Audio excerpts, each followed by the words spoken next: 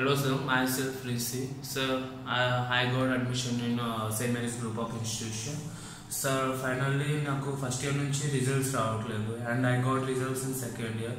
Even I get fail. First time నాకు మా faculty మా ప్రిన్సిపల్ అన్నారు you have one backlog. After that ఆ రిజల్ట్స్ కూడా అందరితో పాటు నెట్లో చూపించలేదు. అండ్ ఆఫ్టర్ దట్ నాకు ఒక 2-3 months తర్వాత నా రిజల్ట్స్ వచ్చింది. అది నెట్లో చూపించలేదు, అది కూడా మార్క్ షీట్ రూపంలో వచ్చింది అందరితో పాటు. అండ్ అందులో నాకు 2 backlogs ఉన్నాయి. నేను ఎగ్జామ్ కూడా రాయలేదు. అండ్ సెకండ్ ఇయర్లో నాకు టోటల్గా 5 బ్యాక్లాగ్ పడ్డాయి. ఈవెన్ ఏ ఎదవైనా సరే ఎగ్జామ్ రాసిన తర్వాత నేను మినిమం ఏ పేపర్ అయినా సరే 25 out of నేను ఎగ్జామ్ రాస్తాను.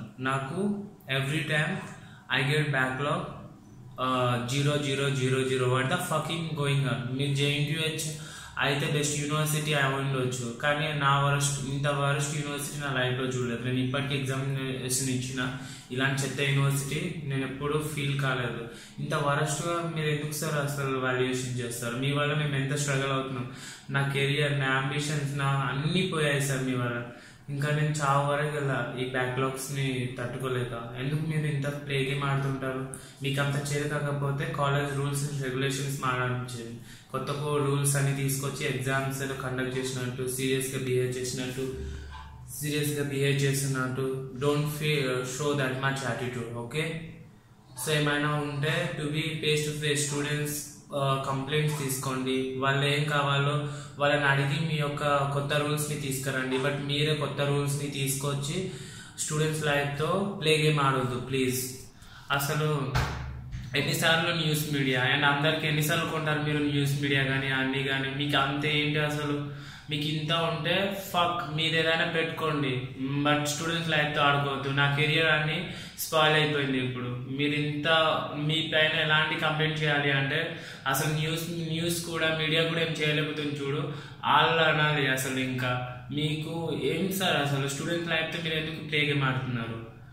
ప్లీజ్ ఇంకా ఆపండి ఇలాంటి చెత్త వాల్యుయేషన్.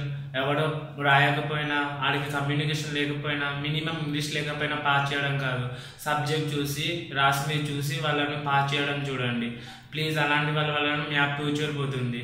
ఇప్పటికీ నా గ్రాడ్యుయేషన్ అయిపోయింది with backlogs. What should I do? No answer దీనికి కూడా. ఇంకోసారి నేను రిక్వెస్ట్ చేస్తున్నా, ఇది ఇప్పుడు మీకు ఎందుకు ఈ వీడియో రూపంలో మీకు సెండ్ చేస్తున్నా అంటే reason I already complaint media and news leaders, but ఎవరు దే డూ నాట్ యాక్ట్. ఇంకా ఎవరిని మేము అడగాలి అర్థం కావట్లేదు sir. We're facing lot of problems. We're in 40 members, foreigners 22 members and other state 2 members and remaining peoples మేమే ఉన్నాం.